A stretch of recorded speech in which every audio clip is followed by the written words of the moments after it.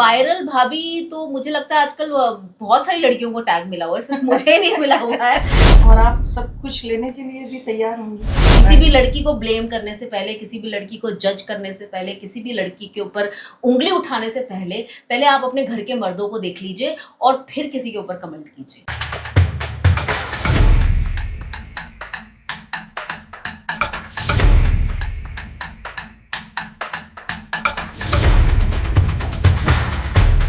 हाय दोस्तों, मैं हूं अलीशा खान, इस शो की होस्ट। आज हमारे बीच बहुत ही प्यारी सी खूबसूरत अदाकारा हमारे स्टूडियो में पधारी हैं। ये किसी पहचान की मोहताज नहीं है दोस्तों, ये अपने आप में ही एक अलग पहचान मेंटेन करती हैं। इन्हें कौन नहीं जानता है। राजश्री वर्मा जी, आपका बहुत बहुत स्वागत है।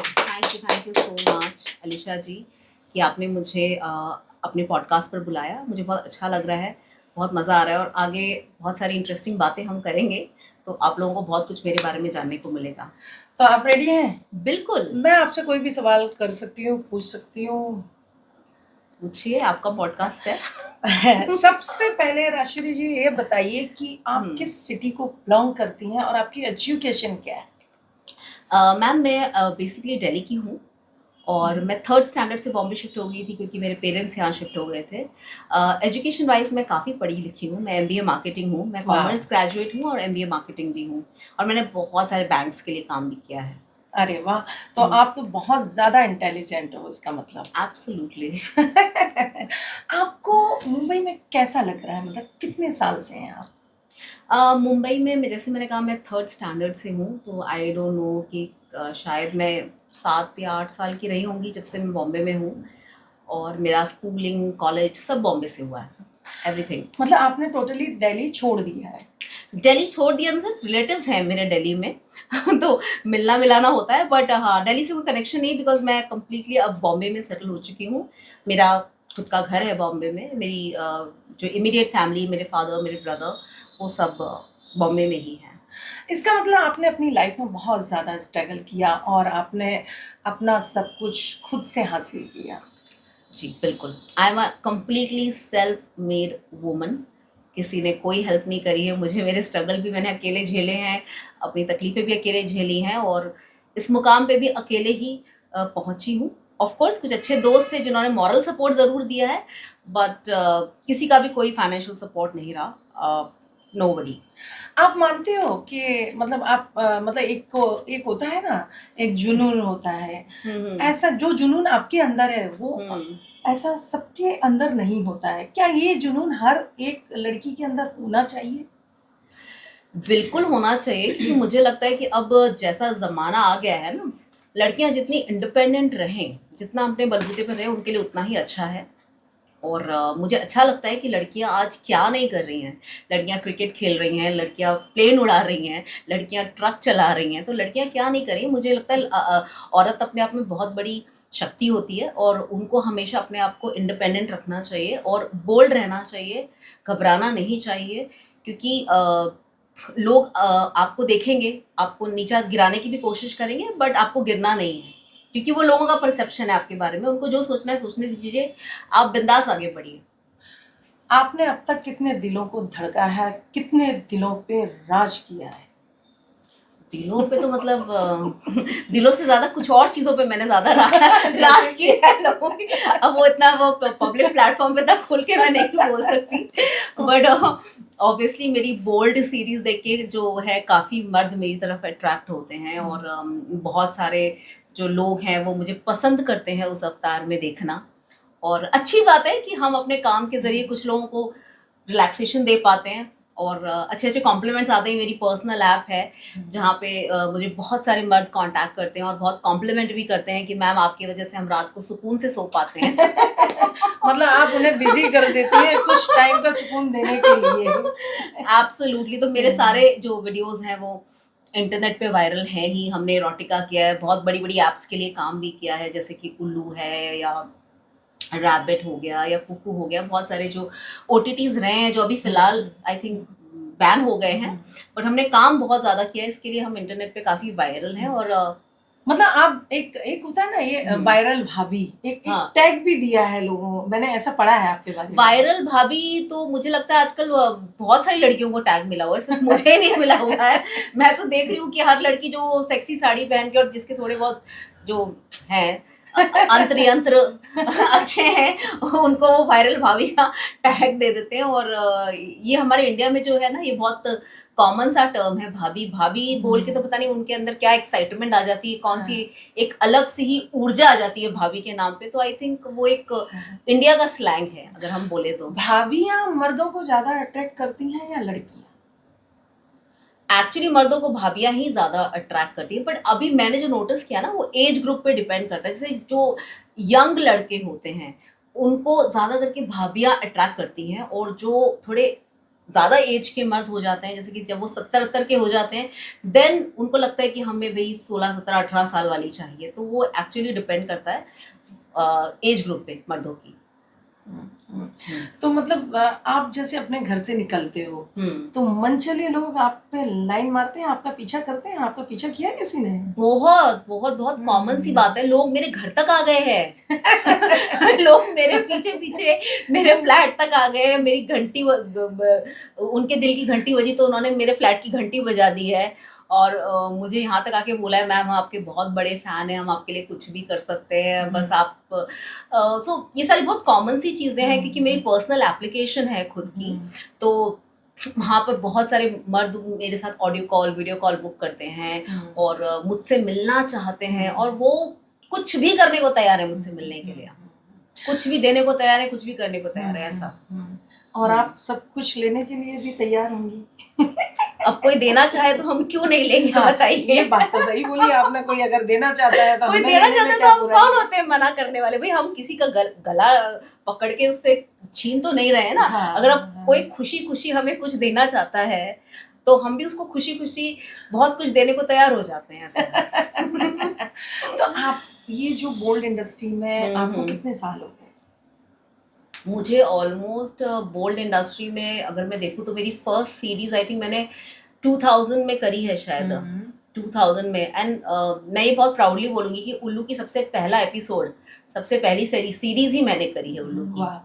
क्योंकि उस वक्त मैं सीरियल्स करती थी। मैंने बालाजी के 4 शो करे हैं, मैंने क्राइम पेट्रोल, सावधान इंडिया, बहुत कुछ किया हुआ है। मैंने अमिताभ बच्चन जी के साथ ऐड किया है कल्याण ज्वेलर्स का। तो मैं इतना सब काम करने के बाद क्या होता, जब नोटबंदी हुई थी तो उस वक्त काम बहुत कम था, बहुत कम था। और मैं सीरियल्स में काफ़ी पॉपुलर थी, मुझे बालाजी के सारे लोग जानते हैं सब। तो मुझे पर उस वक्त काम बहुत कम हो गया था। तो आई वॉज सिटिंग होम, और मुझे उस वक्त उल्लू के लिए कॉल आया एक बहुत बड़े प्रोडक्शन हाउस से। मैं अभी उनका नाम नहीं लूँगी क्योंकि फिर I don't know how comfortable they would be, लेकिन वो बहुत बड़ा प्रोडक्शन हाउस है और वो काफ़ी बड़े बड़े शोज़ बनाते हैं टीवी पे, कलर्स के लिए, स्टार प्लस के लिए। तो उन्होंने मुझे उल्लू के लिए अप्रोच किया। उन्होंने कहा ये OTT मतलब ये ऐप है। तो उस वक्त हमें ऐप्स के बारे में नहीं पता होता था कि ऐप्स क्या होते हैं, ऐप्स पे क्या किस तरह से होता है, या ऐप्स की क्या पॉपुलैरिटी होती है, कुछ नहीं मालूम था। बस मेरा मोटिव काम करने के पीछे ये था कि मुझे उस दिन सेम डे पेमेंट मिल रहा था, और उन्होंने बहुत अच्छा पेमेंट ऑफर किया था जो हमें सीरियल्स में नहीं मिलता। सीरियल्स में हमें पेमेंट मिलता है 90 डेज के बाद, बहुत वेट करना पड़ता है, ये बोलते थे। और बस उन्होंने मुझे एक ही चीज़ बोली कि बैकलेस सीन होगा मैम, आप कंफर्टेबल हो? मैंने कहा ठीक है, मैं तो एक्ट्रेस हूँ, क्या फ़र्क पड़ता है। मैंने कहा इतनी बड़ी बड़ी एक्ट्रेसेस हैं, मंदाकिनी जी और भी बहुत सारी एक्ट्रेसेस हैं जिन्होंने बोल्ड सीन्स दिए हैं। इवन करीना मैम ने भी बोल्ड सीन दिया है। काफ़ी बड़ी बड़ी एक्ट्रेसेस हैं जिन्होंने स्क्रीन पर बोल्ड सीन्स दिए हैं, बैकलेस सीन्स दिए हैं। तो मैंने कहा कि मैं भी एक्ट्रेस हूँ, तो मेरे लिए काम मैटर करता है, मेरे लिए ये सब चीज़ें मैटर नहीं करती हैं।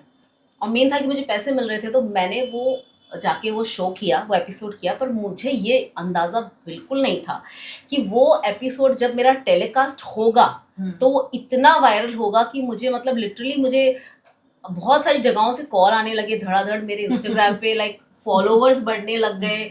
और मुझे लोगों ने फ़ोन करके बोला, अरे तुम्हें पता है तुम्हारी सीरीज़ जो है ना टोरेंट पे 4th हाईएस्ट डाउनलोडिंग पे। मुझे ये भी नहीं पता था कि टोरेंट क्या है।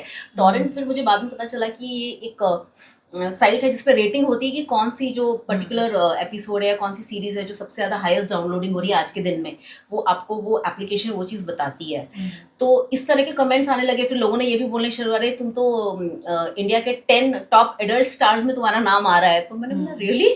तो ये सारी चीज़ें मुझे नहीं पता थी, बट ये मुझे और लोगों से पता चलना शुरू हुआ कि मैं कहीं ना कहीं इतनी पॉपुलर होने लग गई हूँ लोगों के बीच में। मतलब ये जो आप पे है ना बोल्ड का जो टैग लगा, आपने जो बोल्ड इमेज अपनी मेंटेन की, हाँ। तो इसमें आपको एक मतलब सुकून मिलता है, संतुष्टि मिलती है, या फिर लोग किस नजरिए से आपको देखते हैं? सी अगर मैं आपको फ्रैंकली स्पीकिंग बताऊं तो मैं थिएटर आर्टिस्ट हूँ, और मैंने एक्टिंग शुरू करी थी एक प्रॉपर एक्ट्रेस, मतलब मैं बहुत अच्छी एक्ट्रेस हूँ। मैं आज भी मेरी डायलॉग डिलीवरी अगर आप देखोगे, मेरी हर चीज़ बोल्ड का तो चलो ठीक है, एक अपने ऊपर टैग लगा है, बट और मैं उस टैग से बिल्कुल ऐसा नहीं है कि मैं नाखुश हूँ, मैं बहुत खुश हूँ उस टैग से, क्योंकि इस टैग ने मुझे बहुत पॉपुलैरिटी दी है। ओके, पर मैं आपको डिफरेंस समझाती हूँ कि मैं आई थी एक प्रॉपर एक्ट्रेस जिसको एक प्रॉपर सीरीज, एक प्रॉपर फिल्म, जहाँ अपनी एक्टिंग को फोरकास्ट करने का एक चांस मिले।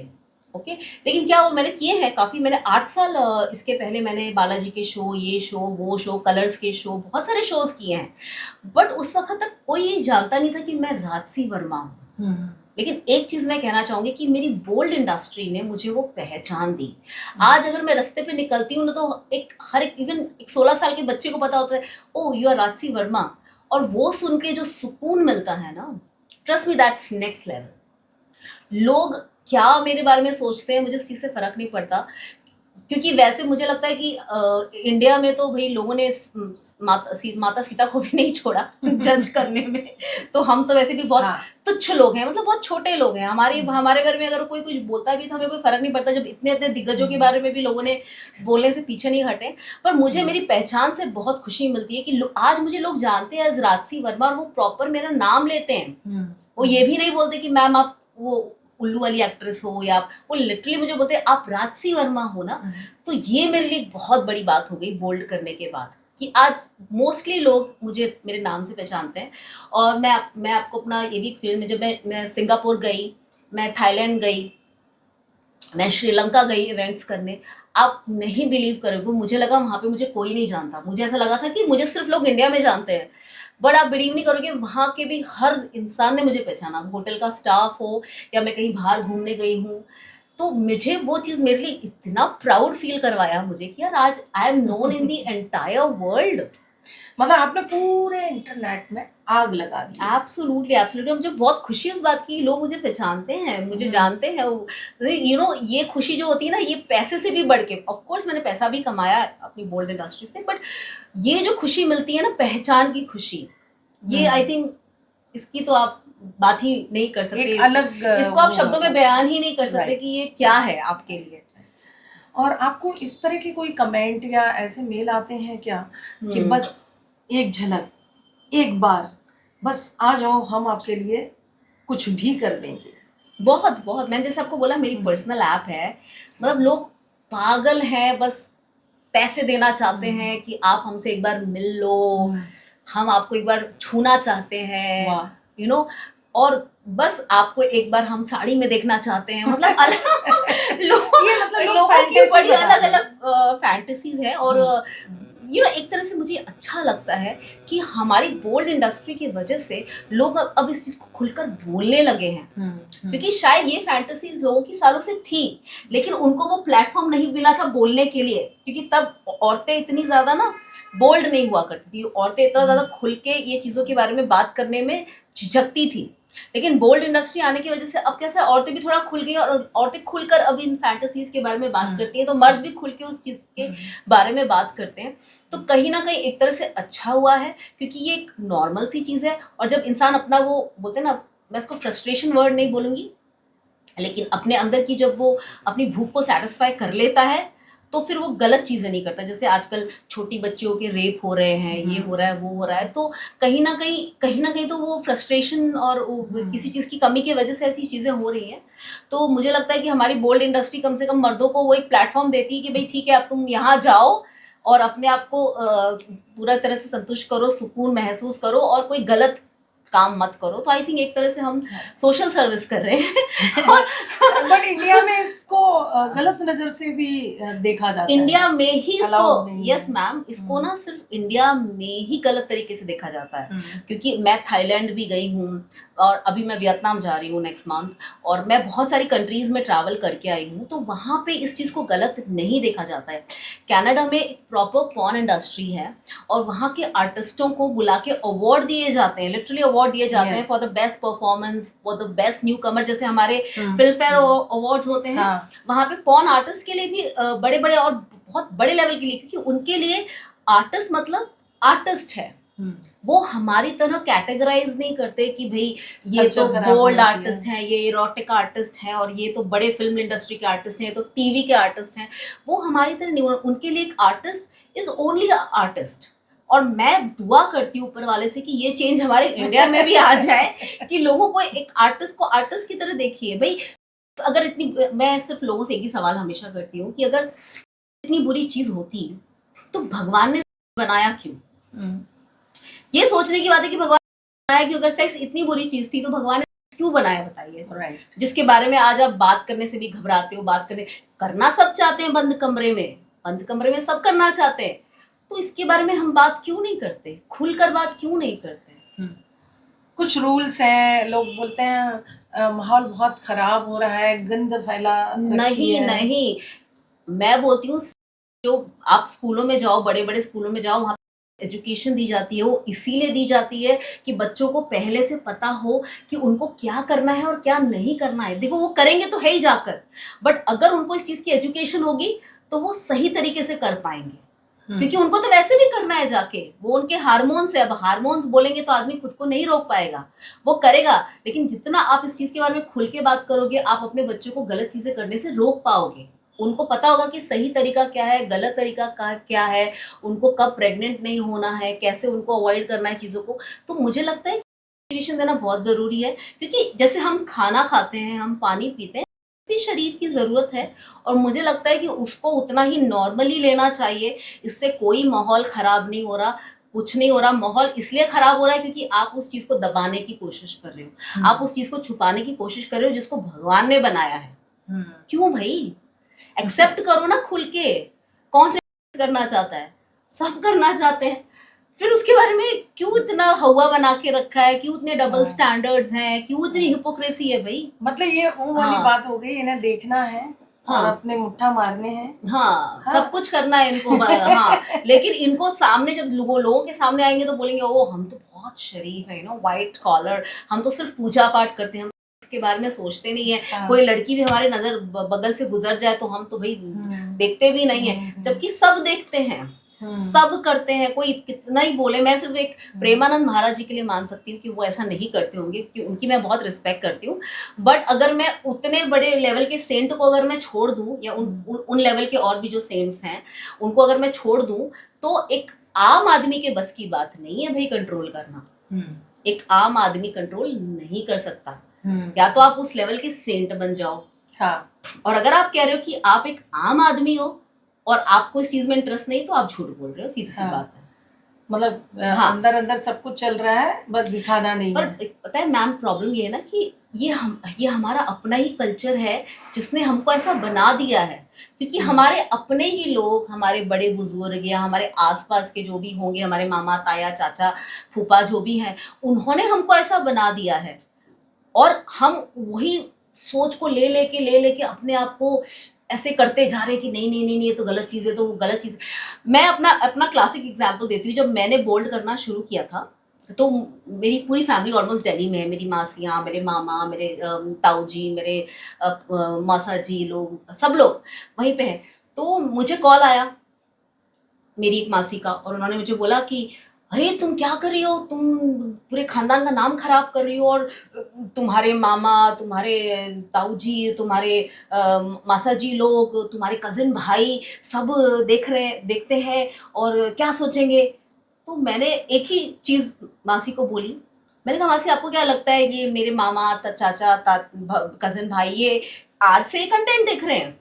अगर वो ये साइट्स पर जा रहे हैं, इसका मतलब है कि वो बहुत सालों से ये कंटेंट हाँ, देख रहे हैं। हाँ, राइट। लेकिन अब जब बात आपके अपने घर की बेटी की आ गई, तो इतनी डिफिकल्टी हो गई। इतने सालों से वो दूसरों की बेटियों को देख रहे थे, तो ठीक था। हाँ, और मैंने बोला आप मुझे बोलने से अच्छा आप उनको क्यों नहीं बोलते हाँ, कि क्यों कि देख वो रहे क्यों हैं? जा रहे हैं, वो ऐसा कंटेंट क्यों देख रहे हैं।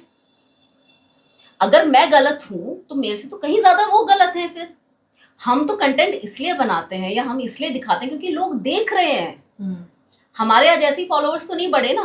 तो आप उन लोगों को क्वेश्चन क्यों नहीं करते जो हमें फॉलो करते हैं, जो हमारा कंटेंट देखते हैं। आप उनको क्यों नहीं क्वेश्चन करते कि भाई क्यों देख रहे हो। अगर ये चीज़ इतनी गलत होती तो आज हमारे इतने सब्सक्राइबर्स नहीं होते, आज हमारे इतने फॉलोअर्स नहीं होते, आज हमको इतना फेम नहीं मिला होता अगर हम गलत होते तो। Right, right. हम बना रहे हैं क्योंकि लोग देख रहे हैं। लोग देखना बंद कर देंगे तो बनना भी बंद हो जाएगा। सीधी सी बात है। मैं सबको यही बोलती हूँ, आप पहले एक एक सब्सक्राइबर को पकड़ो और उनको पूछो कि तुम क्यों देख रहे हो ये कंटेंट। किसी भी लड़की को ब्लेम करने से पहले, किसी भी लड़की को जज करने से पहले, किसी भी लड़की के ऊपर उंगली उठाने से पहले आप अपने घर के मर्दों को देख लीजिए और फिर किसी के ऊपर कमेंट कीजिए। ये तो बात एकदम परफेक्टली सही है, क्योंकि ये चल रहा है, ये लोग पसंद कर रहे हैं, तभी ये बन रहा है। बिल्कुल। और मैं मर्दों को ब्लेम नहीं करती कि ठीक है उनके भाई उनकी वो हार्मोनल जरूरतें हैं और वो है तो है, उसके लिए आप उनको भी ब्लेम करो, वो भी गलत नहीं है। कम से कम मैं तो अप्रिशिएट करती हूँ कि वो ऐसा कंटेंट देखकर खुद को सेटिस्फाई कर रहे हैं और बाहर जाके रेप तो नहीं कर रहे कम से कम लड़कियों के।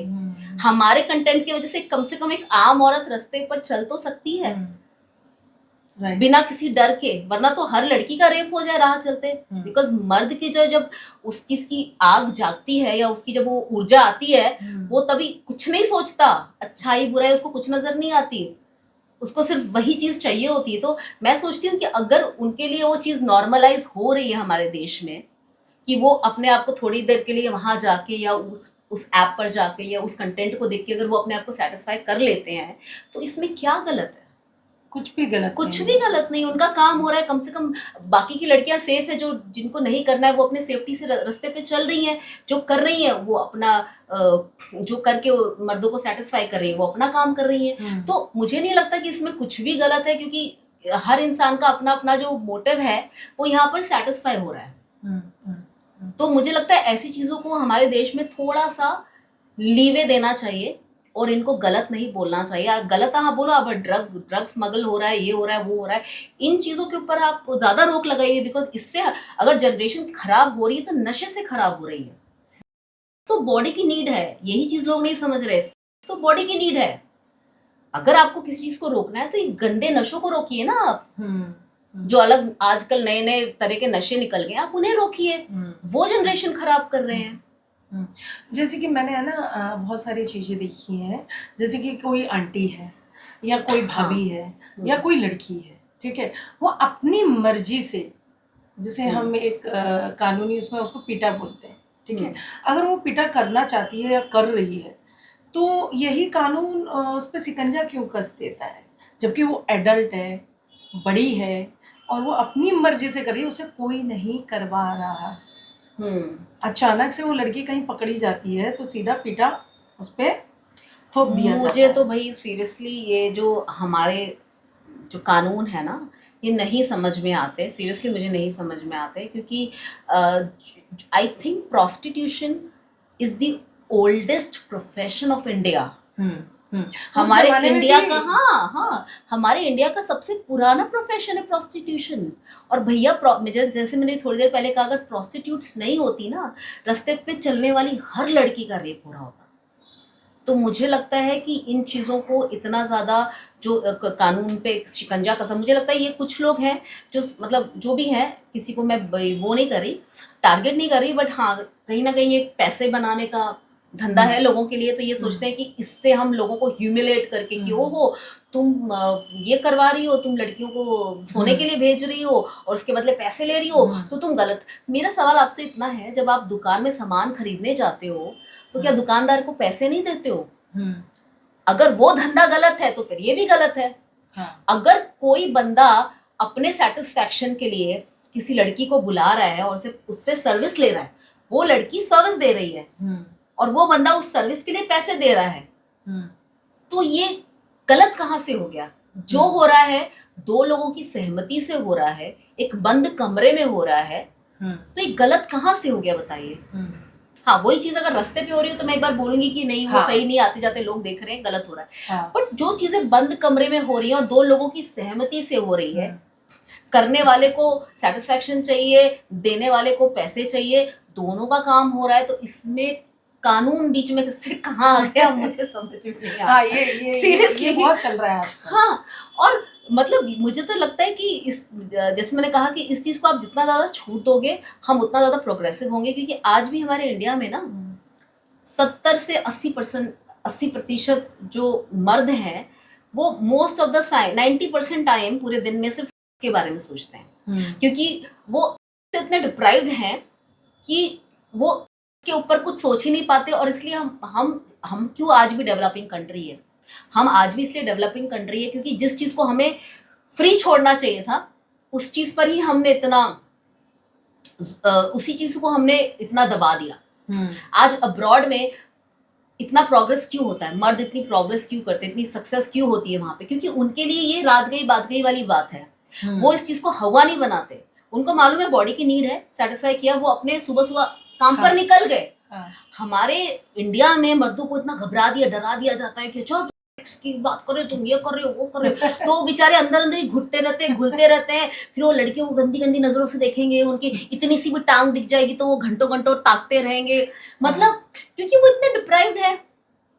मैंने लिटरली एक वीडियो देखा जहाँ पे एक आदमी फोटो, एक लड़की का फोटो है और उसने शायद क्लीवेज वाला ब्लाउज पहना, वो फोटो पे जाके वो फोटो पे उसको दबाने की कोशिश कर रहा है। सोचो, this is the level of depression for, मतलब लोग मर्द इतने डिप्राइव्ड है क्योंकि आपने उतना उनको लीव ही नहीं दिया। अगर वो गलती से तुमको देखते हुए मिल जाए तो सब 10 लोग उनको गालियां देना शुरू करो, क्या देख रहा है, गंदा कंटेंट देख रहा है, ये वो, तेरे को अक्ल नहीं है, तेरे ये वो।